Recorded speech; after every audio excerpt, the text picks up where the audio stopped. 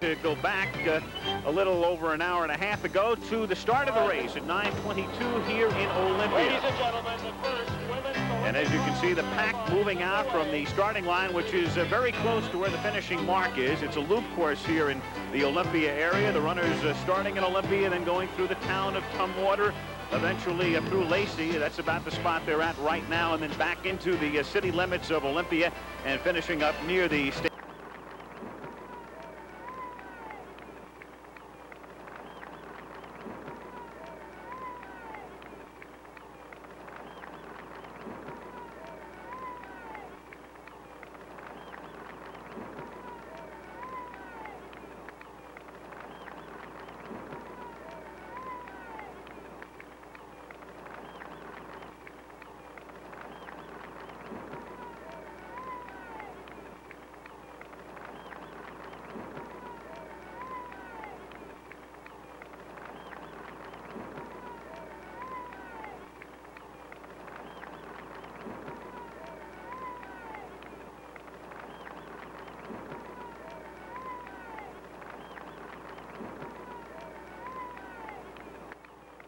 Capital on a roadway that borders Capital A. The start of the race with Joan Benoit never very far from the front at any particular point. As we've stated, Betty Springs moving out very, very early, and there she was, the early leader as they got underway.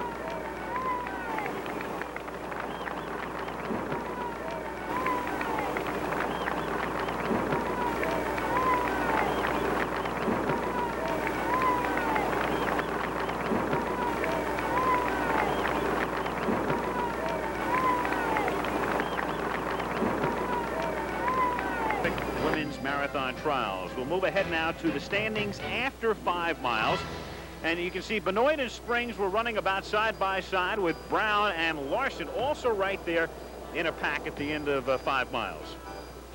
At that point, Al, they were averaging 5:38 per mile, but it was in the next 5 miles that things started to happen. Benoit and Betty Jo Springs, number 20, pulled the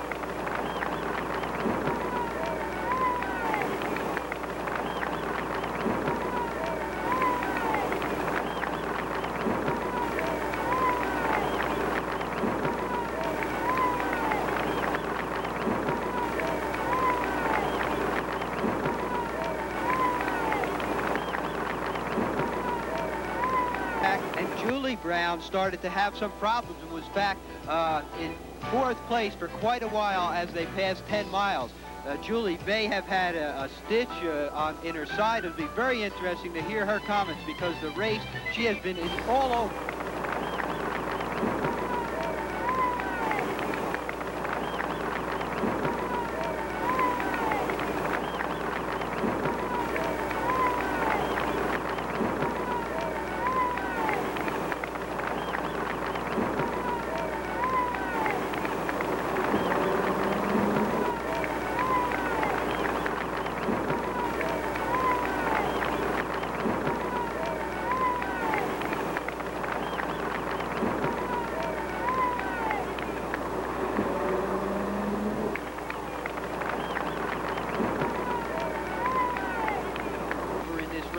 So far, but now Julie Brown is in second, right behind Joan Benoit. And that's a live shot now. There is Joan Benoit wearing number 1, trying to make the Olympic team. The top 3 will run in the Olympic women's marathon. The 4th place finisher becomes the alternate. The first Olympic women's marathon will be held on Sunday, August 5th in Los Angeles. Joan Benoit, arthroscopic surgery in Eugene, Oregon, on her right knee to remove some excess tissue on the 25th of April. So it has been a very rapid, quick rehabilitation process for her.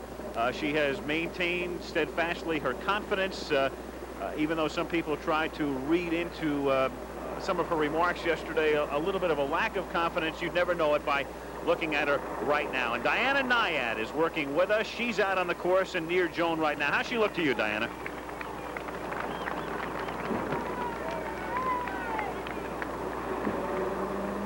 Okay, I'm sorry, I couldn't hear you from down here. Listen, we've just passed the 19-mile mark, and Joan Benoit is in her favorite position. way out ahead. She has at least a quarter-mile lead now over Julie Brown. The right knee seems to be fine, even though sharp turns in the beginning of the course did not bother her. She's run such an intelligent race. She let Betty Springs pull her along during the first half, and exactly at the halfway point, 3.1 miles, she elongated her stride, picked up the pace slightly. She looked extremely relaxed, no pain on her face whatsoever, and I must say that it's not only an intelligent performance, but a gutsy one. To think of having surgery just a little over 2 weeks ago, she's pouring on these 5:30 pace miles. Julie Brown, by the way, is also running a very intelligent race. I was worried about her for a while, stuck way back in 4th place, but she's now poured it on strong, and it looks like the 1-2 finish is going to be just the way we expected it. Benoit and Brown. Back to you, Al. Thank you, Diana. So there is Julie Brown in 2nd place, and indeed, if Benoit and Brown finish 1-2, that would be no surprise. Big question, who'll finish 3rd, and there is Lisa Larson, currently in 3rd position, wearing number 8, and Betty Springs in 4th place. 25th of April, as you look at her, wearing number 1, in accordance with the fact she was the fastest qualifier. And Joan Benoit underwent surgery just 17 days ago, so the question, as I say, would she run? Answering that today by starting. And what about the finish for her as you look at Julie Brown, who a lot of people thought would win this race in light of Benoit's recent ailment? Working with me, Marty LaQuarrie and Catherine Switzer. And Marty, as far as Benoit is concerned at this point, she looks like the Benoit we've come to see and admire in all of her past marathons. As you look at the battle right now for 3rd and 4th between Lisa Larson and Betty Springs, who was running with Benoit up front 1-2 for quite some time, but she has faded back now a bit. Well, this is the important story right now as it's happening. Betty Springs on the right with the red shorts went out and was pushing the pace in the beginning, was running stride for stride with Joan Benoit, making a little bit of a mistake as it seems now. She went out and was running 8 minutes faster than her best time. She only ran 1 marathon before this one, and what has happened is she went out a little bit too fast, and she's now really in a struggle for that 3rd place on the team. It was thought that she was a very strong contender to get on the team, but Lisa Larson, number 8, is managing now to hold her off, and Betty has faded in the last 2 miles, but seems to be now hovering on the edge and getting ready to make another strike back at Lisa Larson. Catherine, what are your feelings now with less than 8 miles to go in the race? Well, an interesting thing is that, of course, we predicted Benoit, if her health held up, and Julie Brown to be the top contenders. Both of them, of course, are even gold medal contenders in the Olympic Games. Julie said that she was going to run this race as conservatively as she could in terms of placing, but keeping as much strength as she could for the Olympic Games. She's moved up gradually and taken that place, and she's staying serene and staying calm. She's obviously going for place. Now, Betty Springs surprised me, as Marty said, about going out so fast. I just hope she hasn't wrecked her chances for a 3rd place. And Lisa Larson, of course, a wonderful, unknown competitor, very strong. I think he's going to be one of those new dark horses. Joan Benoit, as you can see, the average mile 5:37. She's on about a 2:27 pace. So that's a live shot, and right now we're approaching the 19-mile mark. Joan Benoit, 1:41.04, her elapsed time through 18 miles, is the leader. Julie Brown and then Lisa Larson 3rd. Betty Springs, who has fallen back, is in 4th place, and at the moment in 5th position, 19-year-old Kathy Shiro. So she would have to move up 2 spots. Very picturesque here in Olympia, Washington. It's a beautiful day for running. Overcast skies and the temperature in the 50s. With Marty LaQuarrie and Catherine Switzer. Al Michaels at our commentary position near the finish line. We talked about Benoit. We talked about all the questions in regard to Benoit. Do you think she has what it takes right now to last the remaining 7 miles? Boy, we have talked about her, and everyone has this week, because she's been the great marathoner in the world for the last year, and we thought an injury was going to keep her off of the team. She's looked great for 19 miles, but in this last mile, coming up to the 19th mile, she ran 5:53, quite a bit slower than the previous miles. Now, as many Americans know now, 20 miles is where it starts to hurt in the marathon. So the race is not over, and the 3rd place race is far from over. And fortunately, in a women's race like this, where it's women only and it's not a big crowd, we're going to be able to get back there and really cover that 3rd place race with our electric motorcycle, which has a camera on it. And you saw Lisa Larson currently running in third place, so we'll get the next split for you. That's a good point. 5:53, the slowest mile she has run thus far today. Catherine Switzer, one of the pioneers, of course, in this sport. Let's get away from this race for a moment and talk about this in terms of historical perspective and what this day and this race means for women's sports. It's quite a historic event. Well, it really is a historic event, Al. It's a very competitive event, of course, as we've been watching, but it is a major watershed in women's sports, not just women's running. But in the last 10 years, we have seen dramatic improvements and acceptance of women's sports in general, and long-distance running in particular. Here we have a graph on the marathon times, and you see the men's marathon time in the last 20 years, for instance, has improved about 4 minutes, let's say, but the women's has improved almost an hour in that same period of time. Now, that's not to say that the women are going to catch the men in marathon running, but it's to say that the opportunities and social acceptance that they've begun to experience have led them into improvements that even they didn't believe possible. So much in the same way that Roger Bannister, let's say, broke the 4-minute mile, and his psychological achievement in that performance is going to lead these women into watching other marathoners and watching them in the Olympic Games and going a lot further than they ever believed. Quite a leap forward for the women, of course, because when you think about it, it's the first time there's ever been a women's marathon in the Olympics. Not only that, the longest ever women's race in Olympic history, 1,500 meters. That's not even a mile. So they go from under 1 to over 26 in one fell swoop. There'll also be a 3,000. Nunn from San Francisco at the age of 54 is in the field and still out on the course and making her presence felt. Not in a competitive sense in terms of making the Olympic team, but drawing cheers, obviously, wherever she moves. Joan Benoit is still the leader and moving very steadily. And Julie Brown, number 2, is currently in second place. Her average time, 5:40 right there. Lisa Larson is in third position. Lisa, who made her mark early on in her athletic career as a swimmer, a student at the University of Michigan. And some perspective right there from above. You saw Lisa Larson. And as we move back, Betty Springs has fallen considerably further back.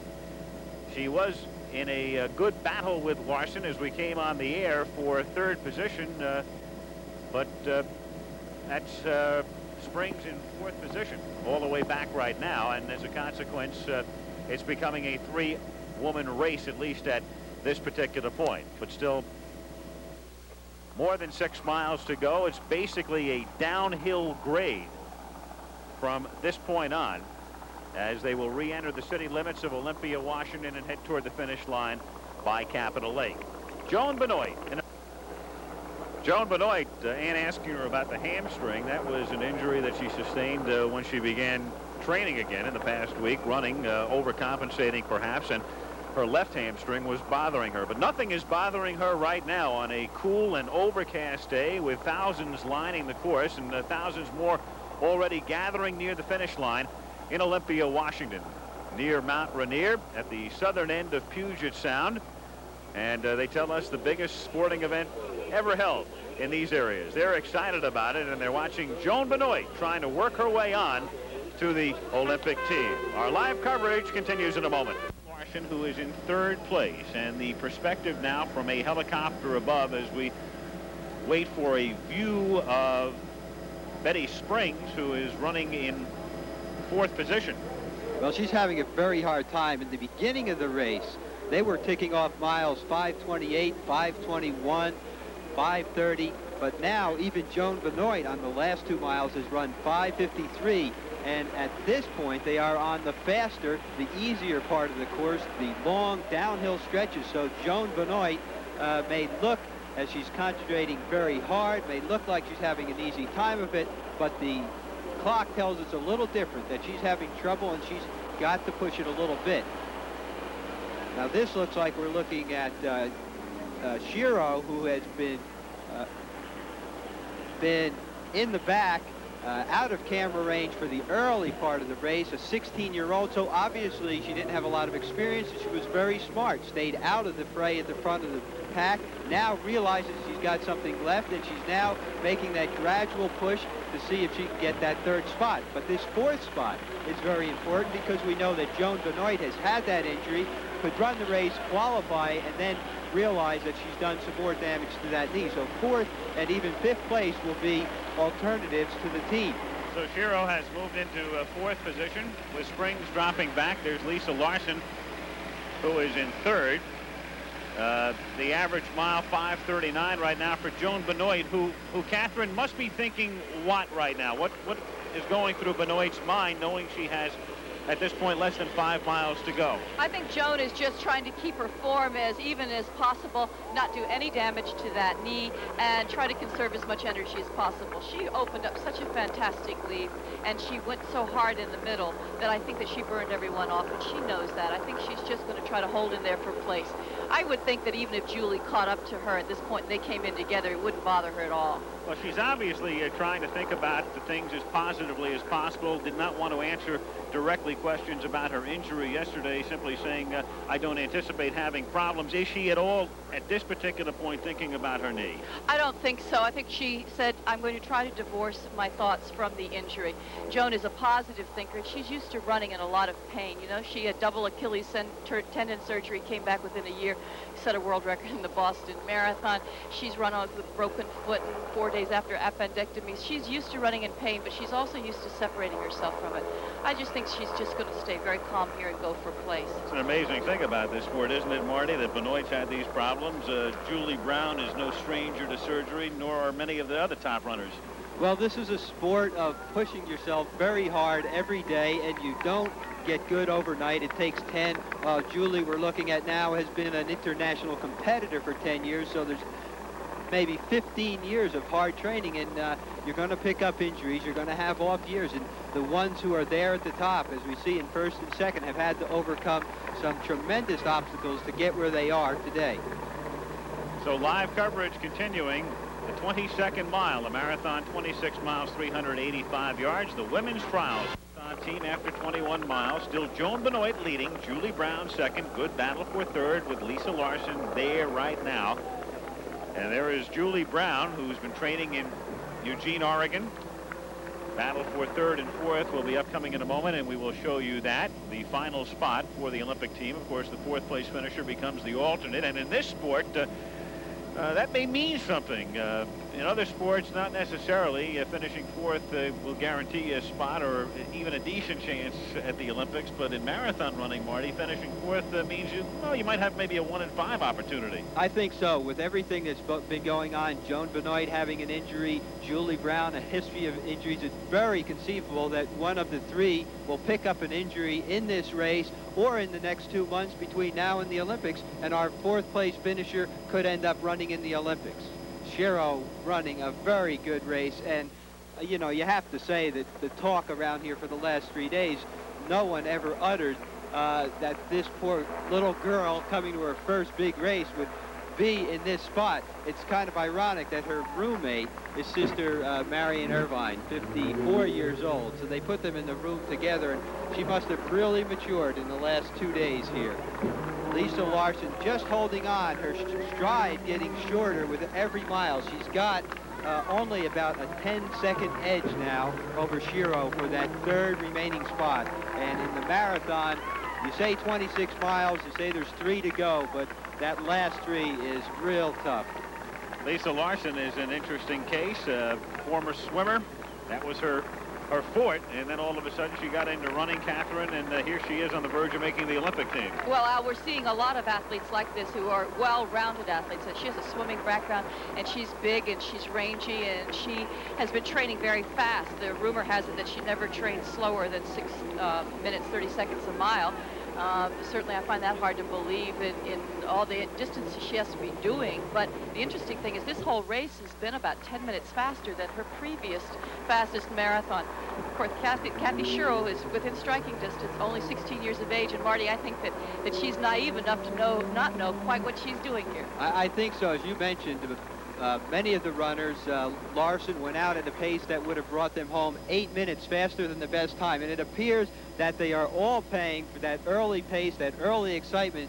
Joan Benoit running a 6:10 mile for the 22nd mile. Very slow, so she is slowing down. Well, these athletes are not thinking about it right now, but obviously the overriding story in terms of the Olympics this week, the announcement by the Soviets on Tuesday that they would be pulling out. The East Germans on Thursday. Other countries have followed. Obviously, efforts are continuing to overturn, or at least to get the Soviets to think about overturning that decision. several meetings are scheduled with Juan Antonio Samaranch, the president of the IOC, Peter Ubroth obviously involved, the president of the Los Angeles Olympic Organizing Committee. So it's not a fait accompli right now, and there are people hopeful that the decision will be reversed. Here are what some of the top contenders thought about the Soviet announcement this week. The thoughts of others, Joan Benoit amongst them, and she is the leader. As you look at it live, a live shot, a helicopter hovering above the course of all of the events in track and field, though, Marty, the boycott may have less effect on the marathon than any other. I think so. The women's running boom has really happened in the United States, and most of the good runners are either from the United States, Australia, New Zealand, or of course Norway with Greta Weitz. So we won't be missed. They won't be missed very much in this event. Live from Olympia, the United States Women's Marathon Trials. Live coverage of the Women's Marathon Trials, the Olympic Trials in Olympia, Washington. Joan Benoit has completed 22 miles. She's in the 23rd mile right now with, at this point, less than 4 miles to go. Benoit the leader, and there was her elapsed time, 2:04 and change after 22. There she is with the arthroscopic surgery taking place just 17 days ago in Eugene, Oregon. Some question as to whether she'd be here or not, and obviously she needed that arthroscopic surgery. Unfortunate timing-wise for her in terms of having to undergo it, but obviously it was a case of either having it done then or forgetting about this entirely.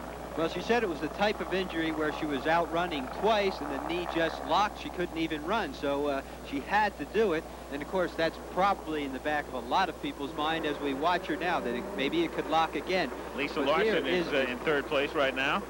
And you can see young Kathy Shiro, the 16-year-old, behind her. She's a student at Dover High School in New Hampshire, and Diana Nyad is in the area. Diana? Behind us.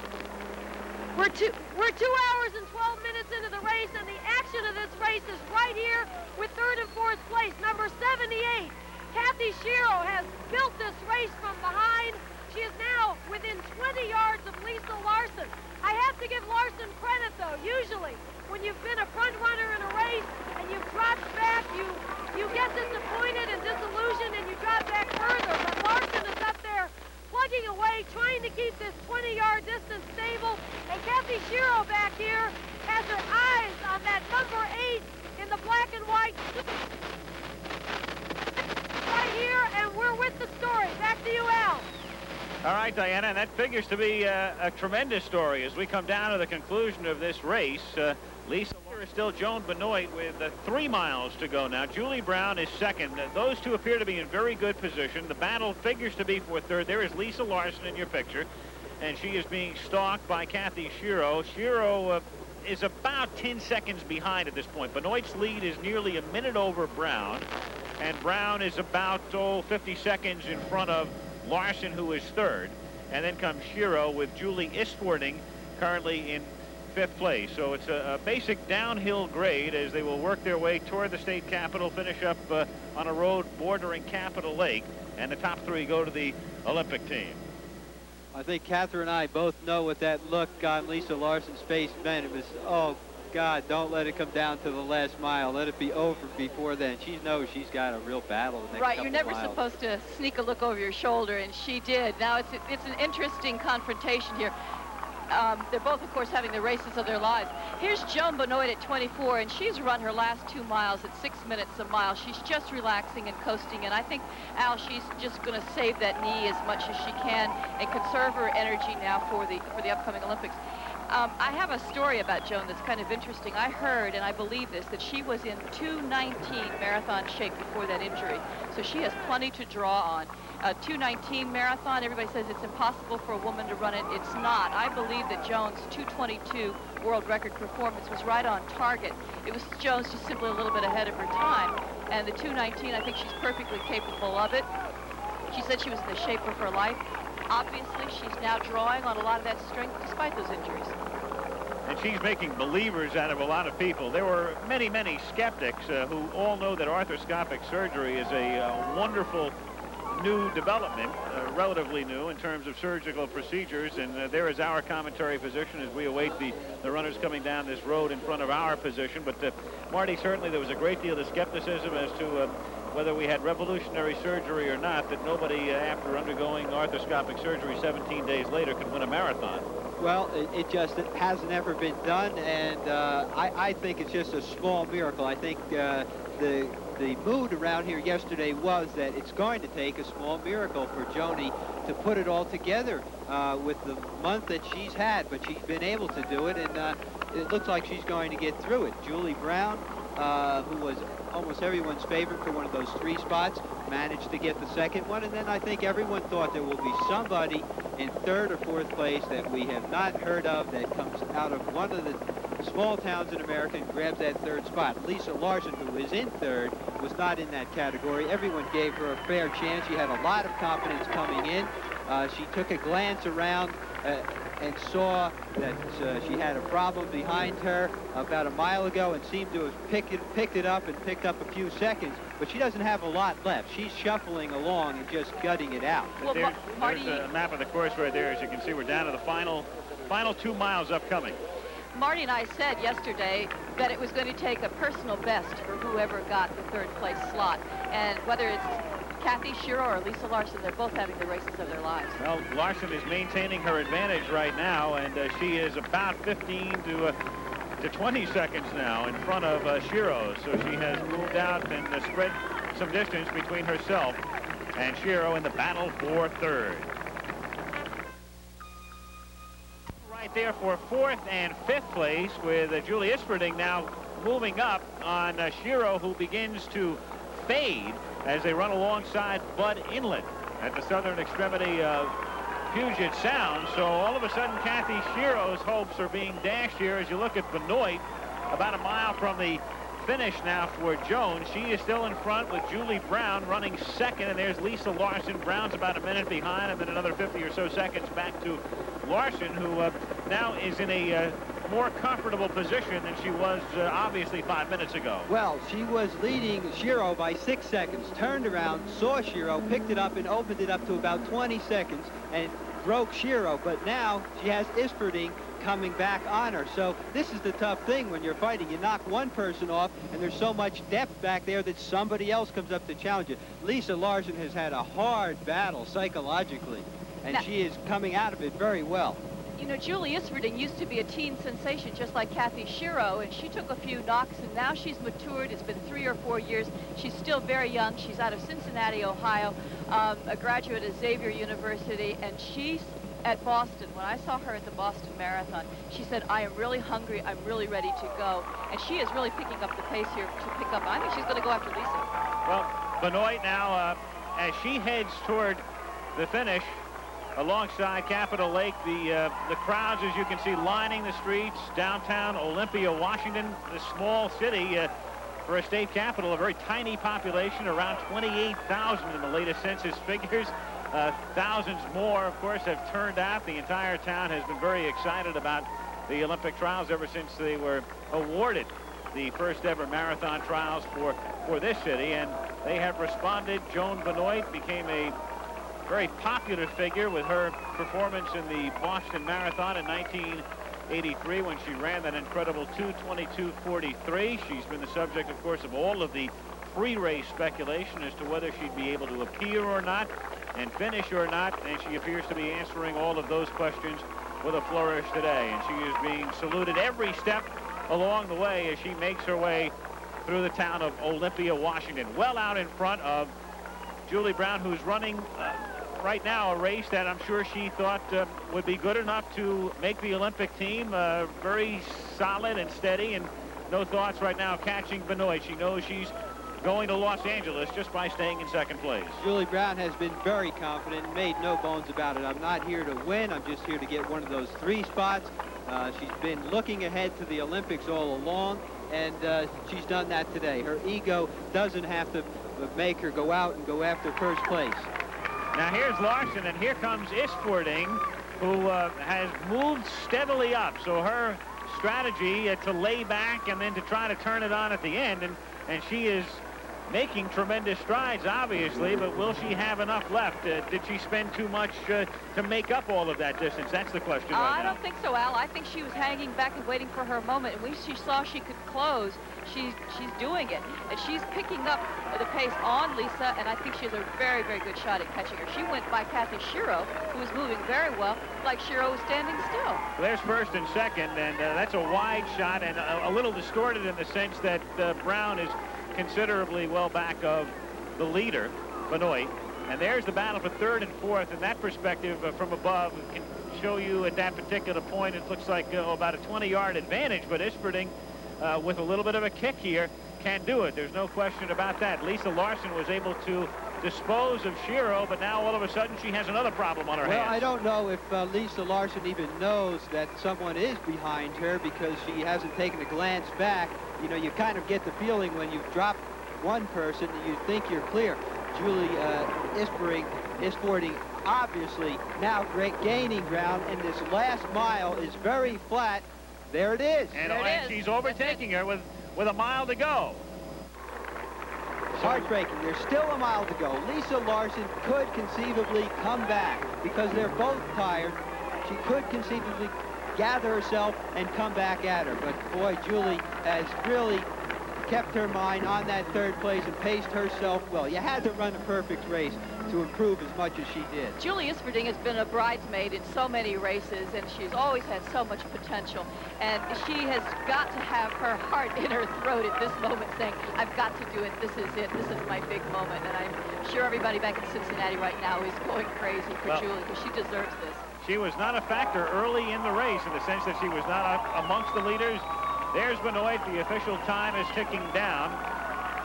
And for Joan Benoit, listen to the cheers through the city of Olympia. Julie Brown is turning it on. She ran that last mile in 5:16, so she really picked it up. And as you can see, Isperding is now third and pulling further in front of the fading Lisa Larson, number 8. And if Lisa has anything left, she has to start thinking about turning it on right away because they have less than a mile to go. Benoit will be finishing here very shortly to be followed by Brown, and at the moment Isperding solidly in third position. Joan Benoit, a truly amazing story. There have been so many stories written and stories on television dealing with arthroscopic surgery, and this could be the ultimate right now, to win a marathon 17 days after coming out of surgery. The quick rehabilitation process for her, the training, and all of a sudden she runs, and not only runs but wins and earns a spot on the team. Isperding right there in third place, still stretching out her advantage. I think she has it because Lisa Larson in fourth place now started to look back, look and see who is in fifth. She knows. She's been pushing it now for some 10 miles. She was in that third place with the pressure of being the last qualifier. And I think she knows her body well enough to know this is it. I am not going to come back. I'm going to be able to run the pace that I can run. But Julie Isperding is pulling away from me, and I'll just hold it. Joanie Benoit, as we saw in our clip, she just wasted no time. She never for 1 minute said, I'm not going to make it to the starting line. She had the surgery but was out the next day working on alternative forms of getting her heart rate up, and she never once, even though doctors and other people had the doubt, she never let herself have the doubts, and I'm just truly amazed. I always say that people ask what is a great athlete, and I say a great athlete is someone who's come back from their first serious injury, usually meaning the next year, not the next week. And I think more than ever, Joanie Benoit has laid to rest all the speculation that she couldn't do it in a women's-only race. Her 2:22 marathon was talked about, as the downhill tailwind course with pacing. She's done this all herself, playing back and forth, doing a lot of different paces, and then commanding the race. I think Joan Benoit has so much talent and experience that she could have run this race today in any time that was required to win it. So here she comes, Joan Benoit, coming into view of the thousands who have ringed the road alongside Capitol Lake through a transportation system put together by the local officials and volunteers. People were bus from spot to spot during the course of the race, so they were able to see the race at various points, and then finally brought to the finish area. And so it's quite a sight here in Olympia, Washington, and what a great feeling it must be for this lady who certainly, even though she was as confident as any athlete we've seen in a long time, had to at least have some doubt in the back of her mind as to whether she could do it or not. And I think it's great right now that the fans have been reading. They know what she has been through, and she's getting a tremendous hand as she comes down this funnel of people. And it's just a shame in an event that has to be run over an entire city that the people at the finish line don't know the story that Lisa Larson has gone through. And of course, when Kathy Shiro comes through, the amazing story behind her. Marathoning is a unique sport which I think can only be covered and watched well on television. It's great to get out there, but you can't see the whole story because it's not the last mile, it's the whole 26. And here she comes. The sight at the finish line. The crowd, the helicopters hovering overhead. The escort.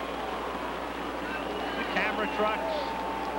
And the finish line almost in view for Joan Benoit from the state of Maine, a New Englander who will win the Olympic Women's Marathon Trials and prepare herself for the historic first ever Women's Olympic Marathon in Los Angeles on Sunday, August the 5th. Here she comes across the line, Joan Benoit.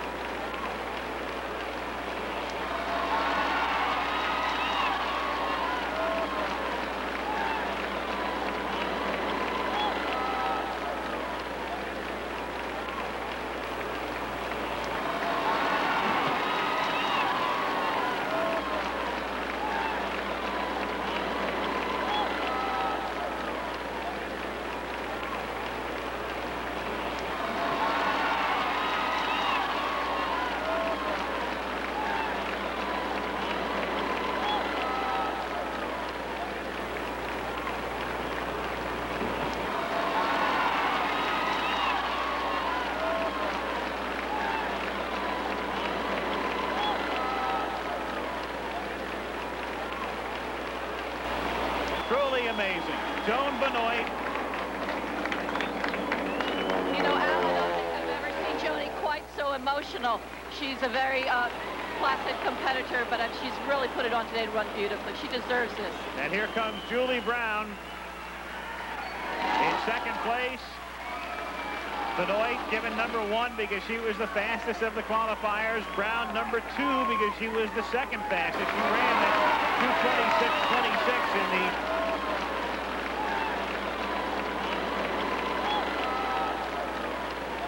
marathon in Los Angeles last year over the Olympic course, what will be the Olympic marathon course. And Julie Isperding, who came on with a flourish at the end, and you can see her smiling. She knows she's on the Olympic team, and she's done it in fairly dramatic fashion by coming from back in the pack in the last couple of miles, overtaking Lisa Larson, and she looks as fresh as she was in that first mile right now. And no doubt the emotional energy she has, the happiness, overtaking every other feeling. I know she's a lot happier than she was that first mile, probably a lot happier than she's been for a long time. And Al, that's a personal best performance for her as well. Wonderful. Julie Isperding of Cincinnati, who qualified in the Columbus Marathon.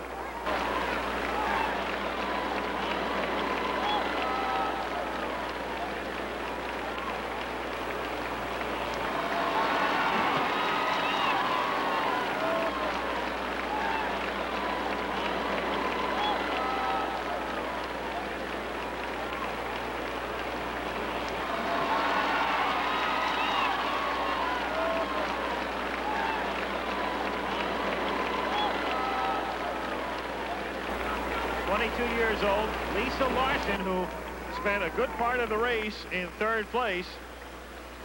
She had to fight off a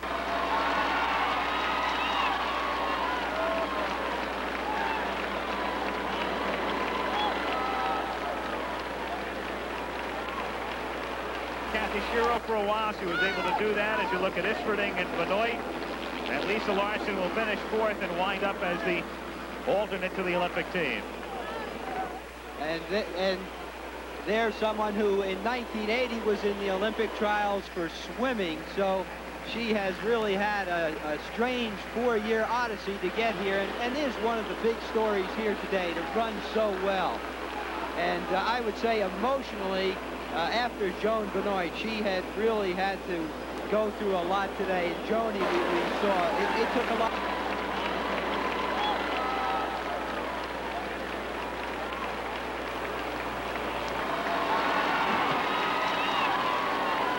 Out of her today. The last 3 weeks have not been easy. There's Margaret Cruz now for 5th place in the second alternate spot.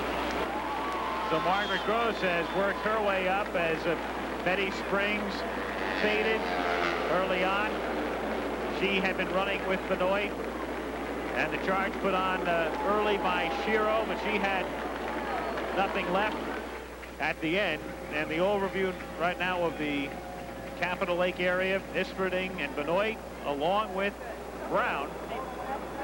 They are the 3 who make it to the first ever Olympic Women's Marathon, which will take place in August. We'll be back, and we'll talk with Joan Benoit after this. 31 minutes, 2 seconds. Julie Brown running consistently well, finished second. Julie Isfording came from behind to finish third, to overtake Lisa Larson, who will be the alternate, and Margaret Gross is the way she pronounces that, G-R-O-O-S. Margaret Gross winds up in 5th position. Joan Benoit is the winner. Let's go to Ann Simon. Ann?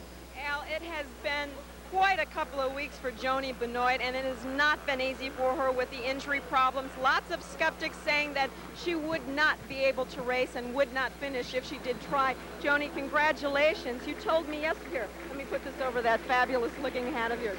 You told me yesterday that you were not interested in winning this race, just in placing. What happened? Oh, yeah, the whole last couple of weeks have been very emotional for me, and I was tight from the start, and I think the first mile was about 5:40, and I just knew I had to get comfortable, and at that pace I wasn't. I was tightening up and cramping, so I just went with what my body told me to do, and I'll tell you, the last 6 miles, I don't know where those miles went, but I was lucky to hold on. You looked like you were having a very easy time of it. How is the knee situation? The knee's fine. I'm definitely a little bit out of shape, and my legs are very tight right now, but I think a couple of easy weeks and some concentrated training, well, I just can't believe I'm going to LA. And Can't believe the hat either, I bet. no, they've been hiding it on me all week, and I'm just happy I can wear it right now. Joni, you've only got less than 3 months to prepare for the Olympics. You've got these injury problems. They have not gone away. What is this going to do to your training? Can you get ready? Yes, I think they'll go away, and you know, it's just the people around me, the support I've gotten from family and friends, and, you know, it was an inopportune timing for this injury, but, you know, it's just faith in God and faith in friends and faith in those who love me and everything like that that's done it today. And I'm really without words, and I just would like to express my thanks to everybody who's been so supportive. I just can't believe the support that I've gotten here today and yesterday and all through the last year. And I just hope I can continue.